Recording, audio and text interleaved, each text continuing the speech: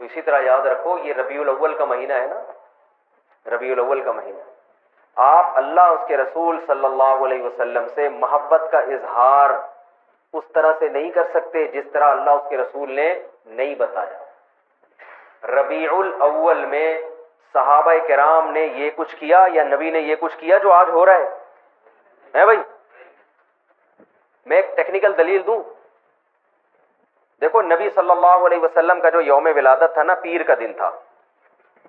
کون سا دن تھا؟ پیر کا دن۔ یہ تو صحیح حدیث سے ثابت ہے۔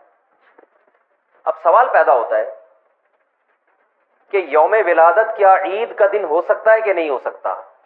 بہت سے لوگ کہتے ہیں یوم ولادت کیا ہے؟ عید کا دن ہے، عید میلاد النبی کہتے ہیں نا۔ تو ہم اللہ اس کے رسول سے پوچھتے ہیں کہ یا رسول اللہ صلی اللہ علیہ وسلم آپ بتائیے کہ آپ کا ولادت کا دن کیا عید ہو سکتا ہے کہ نہیں ہو سکتا؟ تو مسلمانوں کے ہاں دو طرح کی عیدیں ہوتی ہیں، ایک بڑی عیدیں اور ایک چھوٹی عیدیں۔ ایک عید الفطر، عید الاضحیٰ، یہ سال میں عید الفطر بھی ایک دفعہ اور عید الاضحیٰ بھی ایک دفعہ۔ اس میں ہم نماز پڑھتے ہیں، نہاتے ہیں، دھوتے ہیں اور مصلی کی طرف جاتے ہیں، ایک دوسرے کو مبارکبادیں دیتے ہیں، جانور ذبح کرتے ہیں، ساری دنیا میں یہ منائی جاتی ہے۔ کیا خیال ہے؟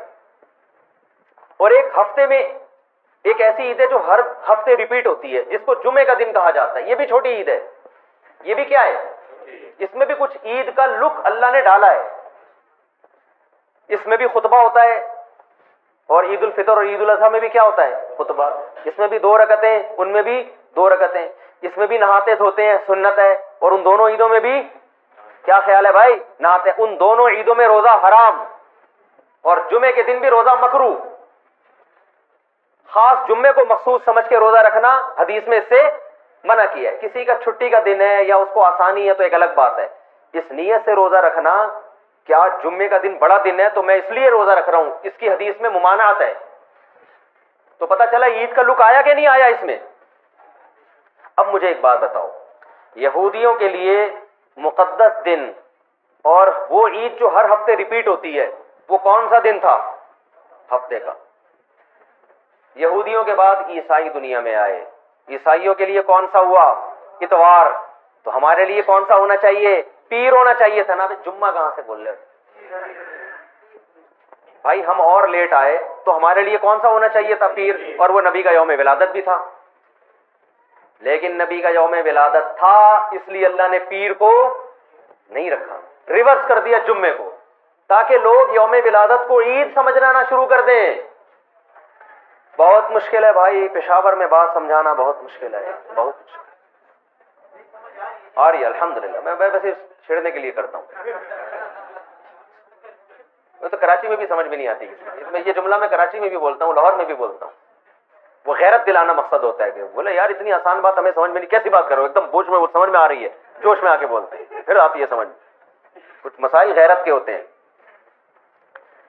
اب آپ بتاؤ کتنی زبردست لاجک کی بات ہے کہ ہونا پیر کا دن چاہیے تھا، لیکن اور وہ یوم ولادت بھی تھا، لیکن اس کو کیا کر دیا؟ ریورس۔ اتنا کافی تھا اس امت کو سمجھانے کے لیے کہ نبی کا یوم ولادت میں عید نہ بنانا، اتنا کافی تھا، لیکن نبی نے ایک اور کام کیا۔ شاید نبی کو معلوم تھا، اللہ نے بتا دیا تھا کہ یہ امت باز نہیں آئے گی، تو نبی نے ایک اور کام کیا کہ پیر کو آپ نے روزہ رکھا۔ صحیح بخاری مسلم کی حدیث ہے، صحابہ نے پوچھا آپ روزہ کیوں رکھتے؟ فرمایا میرا یوم ولادت ہے۔ عید کے دن روزہ رکھنا جائز ہے؟ کیا مطلب؟ روزے کا عید کا جو تھوڑا سا بھی تصور تھا نا یوم ولادت میں، اس تصور کے بالکل کھرچ کے جڑ سے خاتمہ کر دیا کہ روزہ اور خوشی کا دن جمع نہیں ہو سکتے، اور آپ پھر یوم ولادت کو یوم عید کہہ رہے ہو۔ تو یہ وہ کوشش ہے جو اخفل کوشش ہے، یہ اللہ اس کے رسول کی بتائی ہوئی کوشش نہیں ہے۔ خوشی میں کھایا جاتا ہے، روزے نہیں رکھے جاتے۔ ہمارے نبی روزہ رکھے، تبھی آپ دیکھو سعودی عرب میں سب عرب اکثر روزہ رکھتے ہیں پیر کے دن، سنت ہے، ہمارے یہاں رواج نہیں ہے۔ جمعرات کا بھی رکھتے ہیں، پیر کا بھی۔ پیر کا جمعرات کا تو کسی بھی وجہ سے رکھ لیا، لیکن پیر کا اس لیے رکھا کہ یوم ولادت ہے میرا۔ تو خوشی میں کھانا کھایا جاتا ہے۔ روزہ تو کھانا پینے سے بچنے کا نام ہے۔ اس کی میں 2 مثالیں دے دیتا ہوں تاکہ اور سمجھ میں آ جائے۔ آپ کی شادی ہو گئی، فرض کرو، کہہ رہے ماشاء اللہ، فرض کرو شادی ہو گئی, دوست ملتے ہیں, یار سنا تیری شادی ہو گئی, خوشی میں کیا کھلائے گا, یہی کہتے ہیں نا. آپ نے کہا اتنی مجھے خوشی ہوئی ہے کہ کل صبح نہ میں ناشتہ کروں گا نہ تم ناشتہ کرنا, ہم کھانے سے کیا کریں گے, اوائڈ کریں. کہے گا بھائی تیرا باپ دنیا سے چلا گیا ہے جو غم میں نہیں کھا رہا تو. حدیث میں آتا ہے نا جس گھر میں میت ہوتی ہے تو لوگ غم زدہ ہوتے ہیں تو ان کو کھلاؤ جا کے, کیونکہ وہ کھا نہیں سکتے بیچارے, غم میں ہوتے ہیں, پکاتے نہیں ہیں. آپ کا بیٹا پاس ہو گیا امتحان میں اچھے نمبروں سے, لوگ پوچھتے ہیں بھائی بڑا مزہ آ رہا ہے یار, کیا کھلائے گا. آپ نے کہا ڈنر کا نہ ہے, آج تم بھی رات کو بھوکے سو گے اور میں بھی بھوکا سو. تبھی عید کے دن روزہ نہیں ہے بھائی. روزہ اور عید ایک دوسرے کے بالکل اپوزٹ ہیں, ضد ہیں. ہمارے نبی نے یوم ولادت میں روزہ رکھ کے بتا دیا کہ آج کا دن عید نہیں ہو سکتی. اور ایک اور بات, مسلمانوں کی عیدیں عید الفطر اور عید الاضحیٰ رات میں ہوتی ہیں صبح ہوتی ہے؟ بولو نا بھائی, پھر اس میں صبح ہوتی ہے رات کو ہوتی ہے؟ رات میں. اسلام میں عیدیں صبح کے وقت میں رکھی گئی ہیں کیونکہ رات میں انسان شراب کباب کی طرف جانے کا خطرہ, عیاشی کی طرف, رنگ رلیوں کی طرف جانے کا خطرہ زیادہ ہوتا ہے, بتیوں کی طرف جانے کا خطرہ زیادہ ہوتا ہے. تمیز سے نہیں مناتا وہ. صبح بدتمیزی سے عید منائی نہیں جا سکتی صبح کے ٹائم میں, ہے بھائی.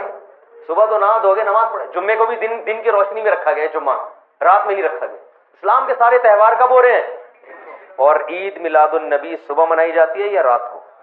جوش و خروش آتا ہے رات کے وقت, بتیاں, پھر ناچ گانے بھی ہونے لگے آج کل, کیک کاٹنا شروع ہو گئے, بریک ڈانس شروع ہو گیا معذرت کے ساتھ, کوئی ناچ رہا ہے, کوئی نبی کی محبت میں ناچ ناچ کے گر گیا نیچے, ہے جی, پتہ نہیں کیا کیا کر رہے ہوتے ہیں. یہ وہ کوشش ہے جو آپ کی اخفل کوشش ہے, یہ اللہ رسول کی بتائی ہوئی کوشش نہیں, بلکہ اللہ رسول اس کے خلاف بتا رہے ہیں. سمجھتے ہو بات کو کہ نہیں سمجھتے ہو؟ تو چھوڑ دو یہ سب کچھ. تو اللہ نے قرآن میں کیا فرمایا؟ پہلی شرط نیت آخرت, دوسری شرط کوشش بھی کرے, تیسری شرط کوشش بھی اپنی نہیں بلکہ آخرت والی کوشش, چوتھی شرط وَهُوَ مُؤْمِنٌ, توحید پرست بھی ہو, ایمان بھی ہو. کفر کے ساتھ یہ نیکیاں قبول نہیں. کافر اگر اللہ کو راضی کرنے کے لیے کروڑوں لوگوں کو کھانا کھلائے, دنیا میں اجر مل جائے گا, آخرت میں کوئی اجر نہیں ملے گا. تبھی غیر مسلم میت کے لیے دعا نہیں کر سکتے, زندہ کے لیے کر سکتے ہیں, غیر مسلم تو مر گیا تو اس کے لیے دعا کی بھی, ریسٹ ان پیس بھی نہیں کہہ سکتے اس کو آپ جو مر گیا. آج کل لوگ کہہ رہے ہوتے ہیں اس کی روح کو اللہ جو ہے نا امن میں رکھے, بس اللہ نے پابندی لگا دی. تو وَهُوَ مُؤْمِنٌ, ایمان. کیا مطلب؟ مزار پرستی یہ ایمان ہے یا شرک ہے؟ شرک ہے. یہ ندا لغیر اللہ, صرف یا اللہ مدد چلے گا اللہ کے ہاں, اور کوئی نعرہ اللہ کے ہاں قابل قبول نہیں. ہم کہتے ہیں ایاک نعبد و ایاک نستعین, صرف تجھ سے تیری عبادت کرتے ہیں اور مدد صرف, یہ صرف کا لفظ بھی لگا ہوا ہے اس ترجمے میں, کیونکہ مفعول بھی جو آبجیکٹ ہے نا اس کو پہلے کر دیا.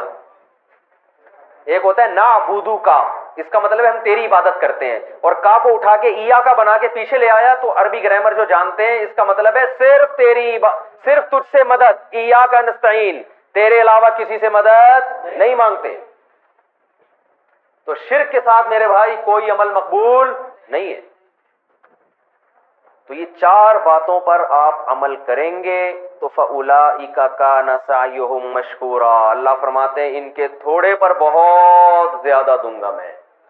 یہ تھوڑا کریں گے اجر وہاں بہت زیادہ, اور ان پر عمل نہیں ہوا تو دنیا تو واہ واہ کر لے گی, بڑا پروٹوکول مل جائے گا, کوئی کیا بن جائے گا, کوئی کیا بن جائے گا, آخرت میں زیرو. جیسے پہاڑ ہوتا ہے نا راکھ کا, دیکھنے میں بڑا لگتا ہے, پھونک مارو پورا پہاڑ اڑ جائے گا وہ. تو اللہ سے دعا ہے کہ اللہ ہمیں آخرت کی تیاری کی توفیق